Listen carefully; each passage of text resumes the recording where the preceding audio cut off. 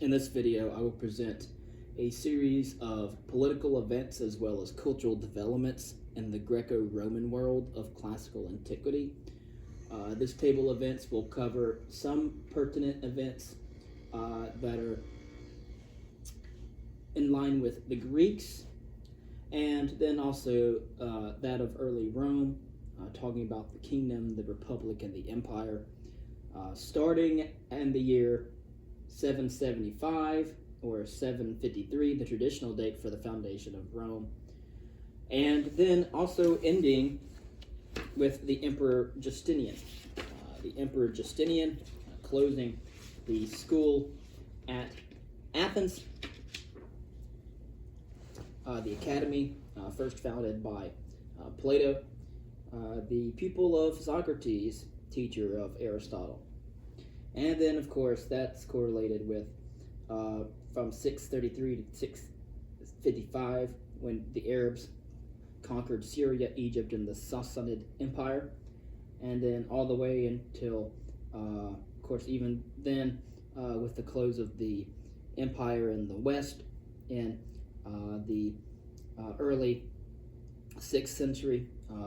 It wasn't until the middle 15th century that we have the conquest of Constantinople, the Eastern Roman Empire, by the Turks. And of course, that is the end of the Eastern Roman Empire. All right. Now, as I said, we will be going over both political events as well as cultural developments within Greece and Rome. Mostly speaking about Roman history, with some events that are important to the Greeks. We have the Greek colonization of the West from around 775 to 650 BCE.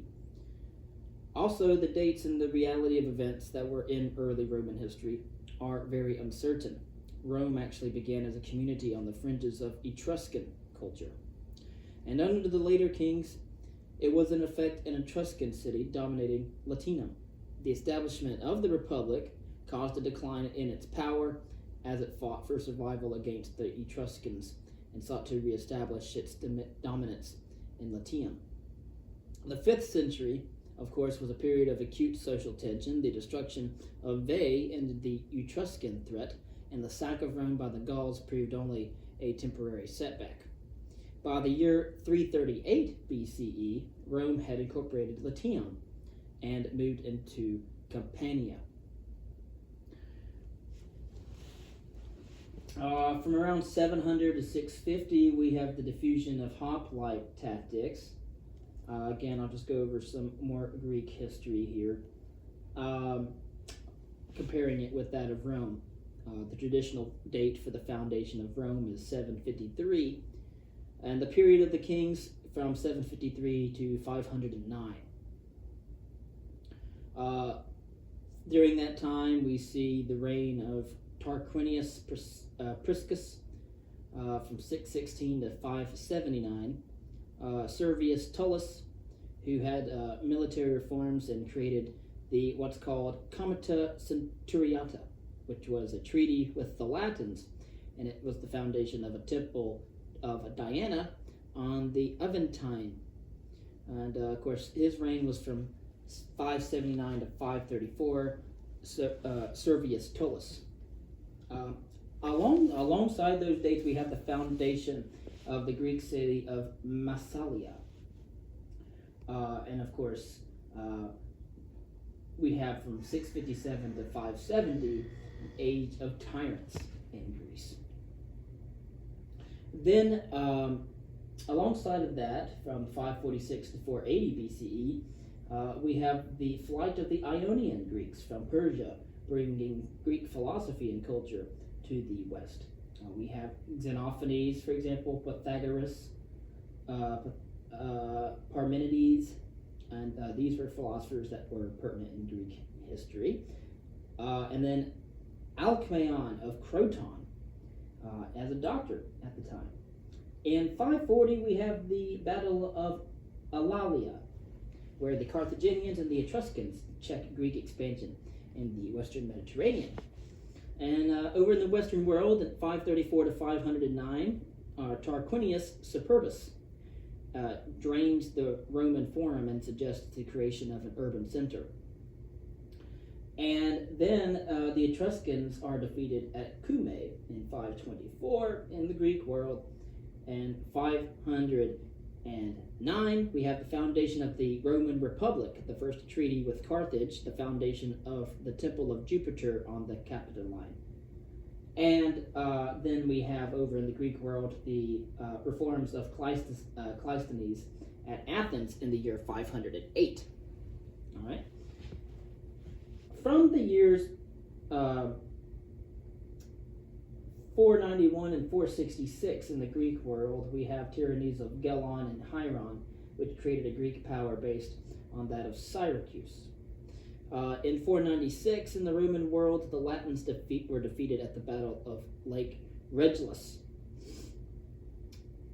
where a treaty with the Latins is signed.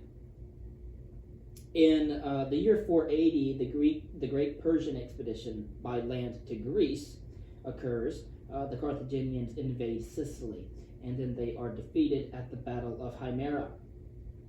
All right, that's 480. And then over in the Latin world of Rome, from 494 to 440, is an event called the Struggle of the Orders. All right, very important for that history. In 461, over in Greece, the radical reforms of the legal system at Athens are issued by Ephialtes. And in 450, the publication of Laws of 12 Tables occurs in Rome, important for the history of law. And then we have the Great Peloponnesian War between Athens and Sparta from 431 to 404. And also we have the siege and the capture of Veii over in Rome. And then we have the Athenian expedition to Sicily. And then in 405, Dionysius I becomes the tyrant of Syracuse, and peace between Syracuse and Carthage begins. From 405 to 396, we have the siege and the capture of Veii. Again, took a long time to do that, about approximately 9 to 10 years. In 390, Rome is sacked by the Gauls. In 367, over in Greece, that we have the death of Dionysius I, and Dionysius II becomes tyrant of Syracuse. And then we have in Rome the first plebeian consuls in 366. From 359 to 336 over in Greece, Philip II of Macedon establishes the Macedonian power over Greece. Meanwhile, Dion, Dion,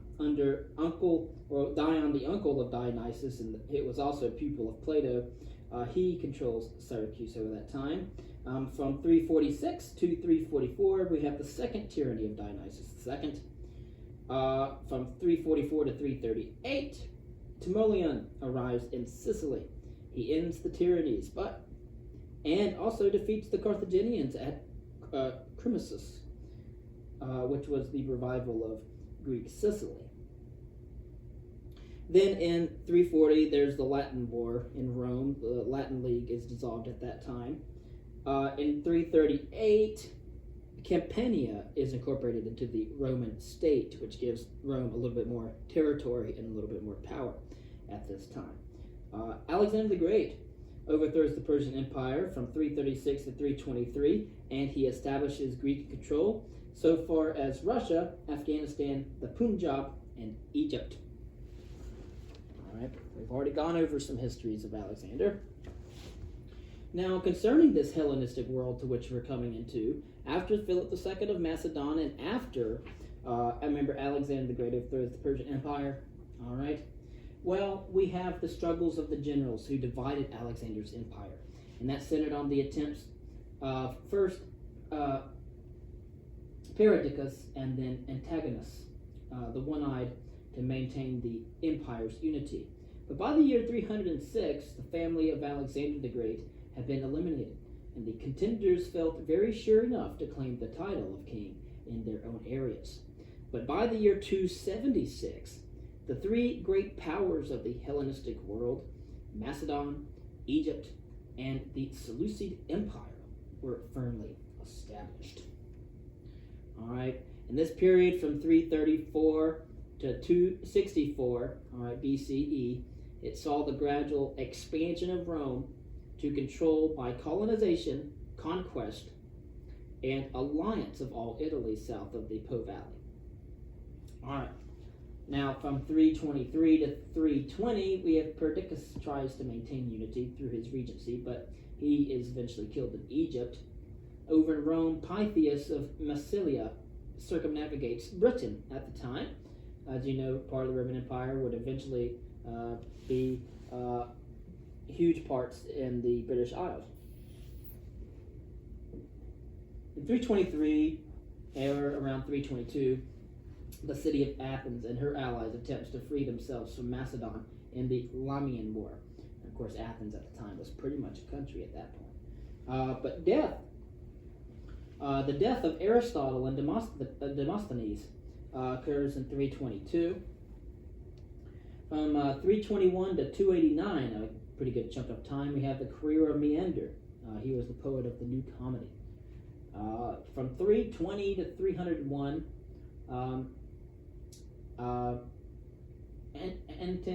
Antigonus, the one-eyed, aims at universal empire, and we talked about Perdiccas and then Antiochus. Antigonus, the one-eyed. Other political events in the Hellenistic world would be from 317 to 289 with Agathocles, which is tyrant of Syracuse. In 317, Philip III, half-wit, half-brother of Alexander, murdered. And then, of course, in 315, Olympias, mother of Alexander, is also murdered. 315 to 311, there was a coalition of satraps against Antigonus. And then in 312, Seleucus is captured by Babylon, or Seleucus captures Babylon. And that is the beginning of the Seleucid era. And, of course, those are some political events. Concerning some cultural developments, we have Hecatatus of Abdera. He writes first in around 320 to 305. And he's writing the first Hellenistic cultural history of Egypt. All right. 317 to 307, Demetrius of Phaleron. He was a peripatetic philosopher. And, of course, he is Macedonian governor of Athens at this time. Dioscolos of Menander performed End of Attic gravestone series.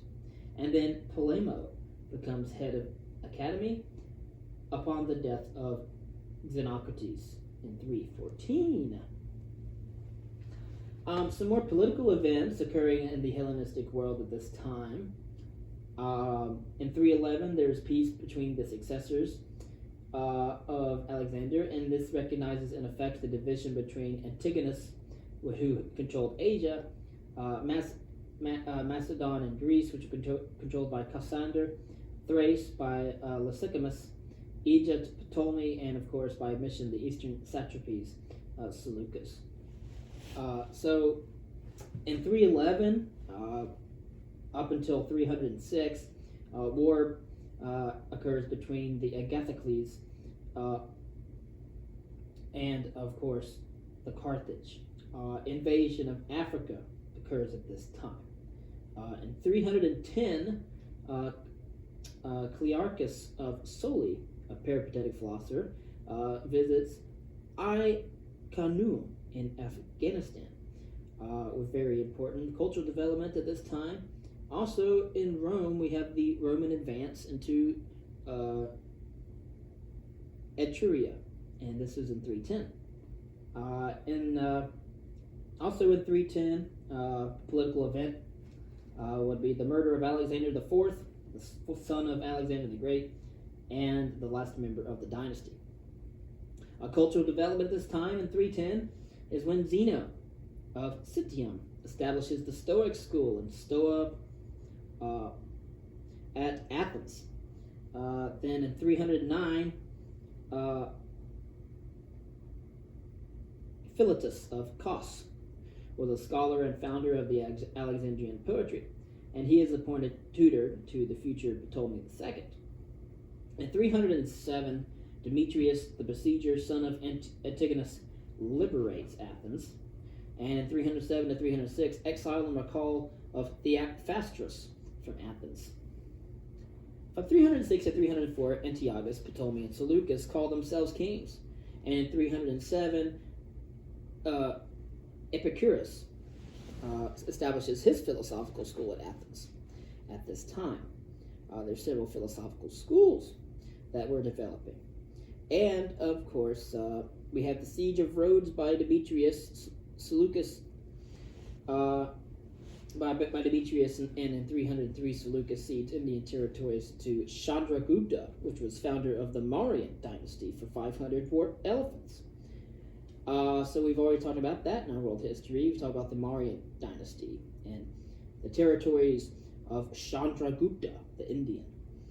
From 302 to 290, we have a cultural development. We have Megasthenes, who was an author on India, and of course this is at the court of Chandragupta himself.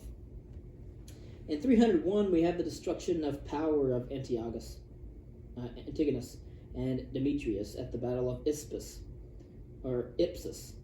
where Antigonus is killed. Ptolemy I in 300 founds the Museum of Alexandria on the advice of Demetrius of Phaleron. Zenodotus, royal tutor and first head of the library, writes his Utopian romance, and Euclid, the geometrical mathematician at this time, is also active. In 297, we have the death of Cassander, ruler of Macedon, and then we start with the career of Pyrrhus of Epirus. From 297 to 272. In 295, we have the Colossus of Rhodes. In 298 and 290, over in Rome, we have the Third Samnite War from 298 to 290. Continuing with our political events and cultural developments concerning the Hellenistic world, in 285, Demetrius, the besieger, is captured by Seleucus and dies of drink in 283. In 283, Ptolemy I Soter dies. Ptolemy II Philadelphus succeeds. In 281, Lysimachus killed Seleucus, assassinated. His son Antiochus I succeeds, foundation of Achaean League, and in 279 the invasion of Macedon and Greece occurs by the Gauls. And in 276, Antigonus Gonatas, son of Demetrius, defeats the Gauls and becomes king of Macedon, founding the Macedonian dynasty. And that is to the 276. But cultural developments are also occurring at this time. In 290, Berosus, the Babylonian priest, writes the history of Babylonia. In 287, Theophrastus dies, and Strato is the head of the Lyceum. And in 280, Durus of Samos is the leading exponent of tragic history. And Bion of Borthnes, which was a satirist at the time, was also active. Then in 276 we have the death of Polemo, and he was head of the academy at the time.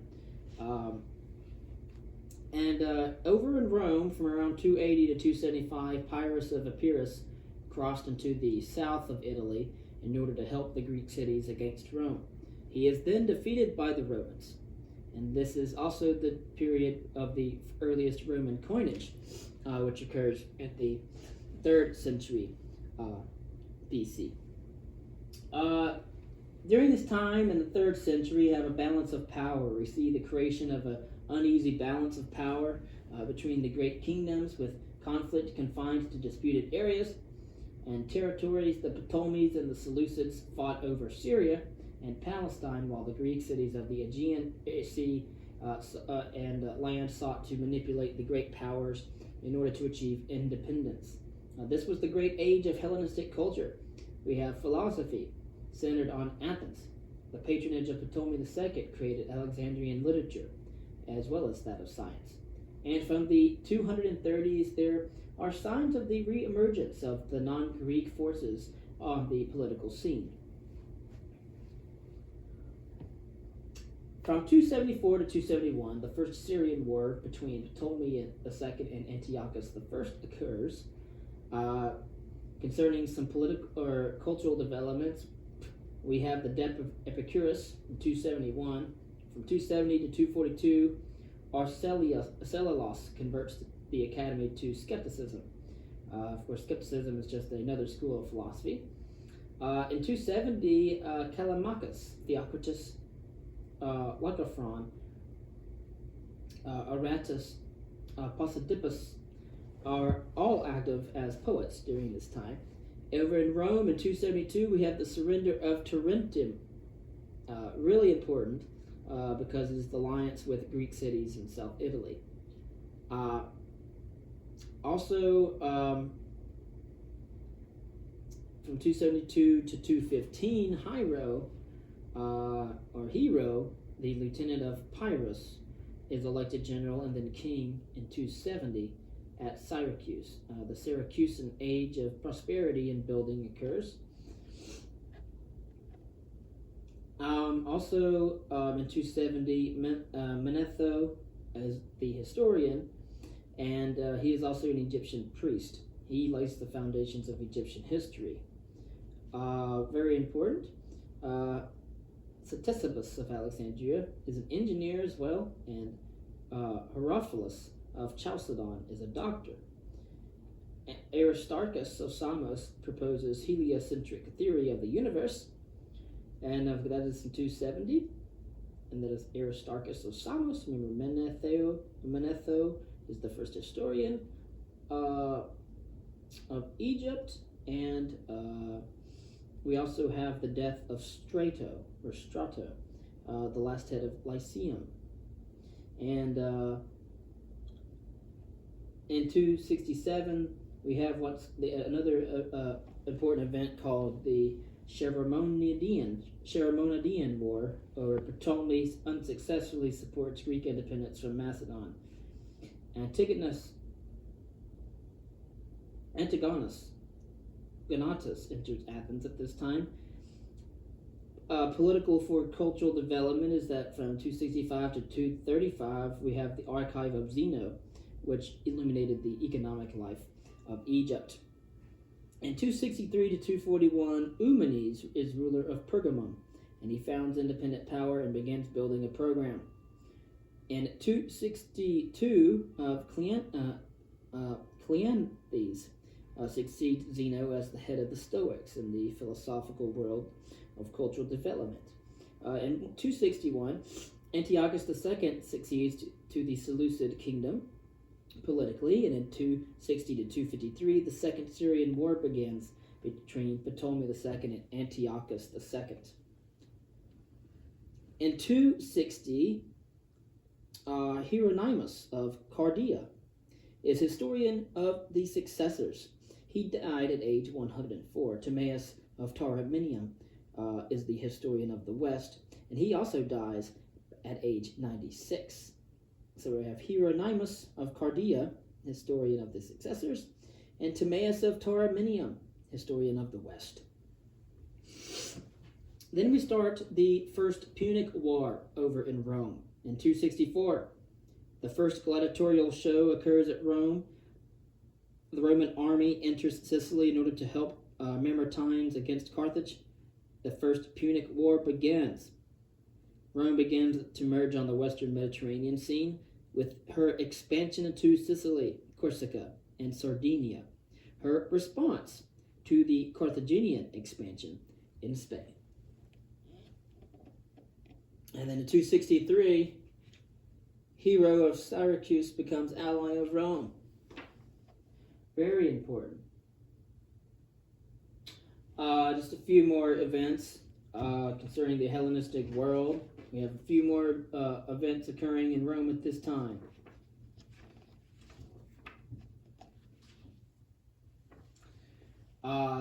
The career of Aratus of Sicyon is statesman and general of the Achaean League. In 246, Ptolemy III succeeds to Kingdom of Egypt. Seleucus II succeeds to Seleucid Kingdom. In 246 to 241, the Third Syrian War between Ptolemy III and Seleucus II occurs. From 244 to 241, Agis IV attempts to reform Sparta and is executed. In 239, Demetrius II succeeds Antigonus Gonatas as king of Macedon. War between Macedon and the Achaean and Aetolian leagues. Independent Greek kingdom is established from 239 to 130 in Bactria. And of course, in 238, the emergence of Parthia. 238 to 227, the war of Attalus of Pergamum against the Galatians. He becomes master of Asia Minor and takes the royal title. Back in 260, we have some cultural developments occurring in the Hellenistic world at this time. Apollonius of Rhodes writes an epic called the Argonautica. Herodotus is active as well. He's another author. Erasistratus of Chios is a doctor who understands the action of the heart, the cardia, and distinguishes motor and sensory nerves. From 260 to 212, Archimedes is around at that time. He was a mathematician and inventor. Asoka, king of the Marians. Remember we talked about the Marian Empire? In 256, he proclaims his Buddhist mission to the Greek world. Of course, Asoka existed from around 269 to 232. He ruled during that time. Ariston of Chios is a Stoic philosopher in the year 250. In 246, Eratosthenes becomes the head of the library at Alexandria, the literary scholar and pioneer of the scientific geography, and he calculates the circumference of the earth correctly. Again, that's Eratosthenes in the 3rd century BCE. Over in Rome, we have the expedition of Marcus Regulus to Africa, and this ends in disaster. It's around 256 to 255. 255 to 249, there is a series of Roman naval disasters. In 247, Hamilcar Barca begins Carthaginian offensive in Sicily. And then 241, Roman victory off the Aegaeus Islands, and this ends the First Punic War. From 240 to 207, Livius Andronicus is the earliest Roman poet and playwright. And of course, we know him today as Livy, not necessarily Livius Andronicus. All right, so starting around 235.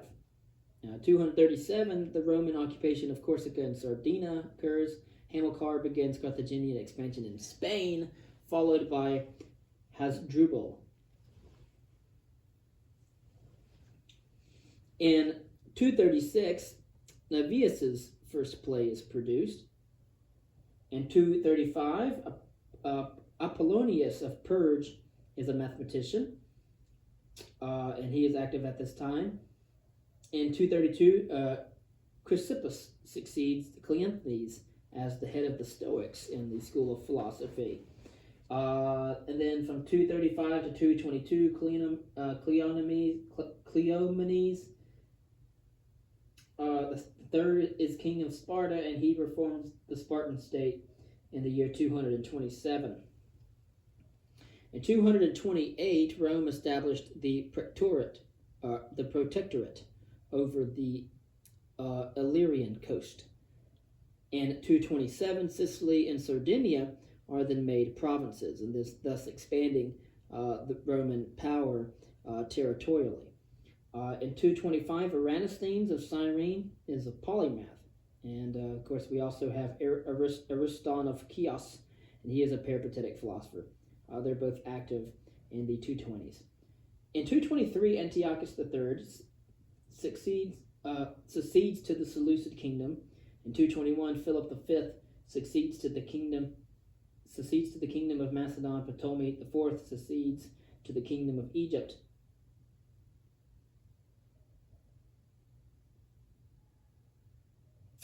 In 221, Hannibal, aged 25, takes command of the Carthaginian forces in Spain.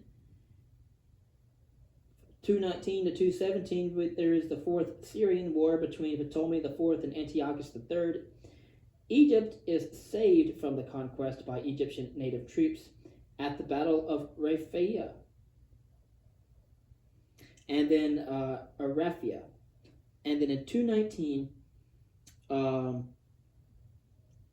Rome allies itself with Saguntum in Spain, and the siege and capture of Saguntum by Hannibal occurs.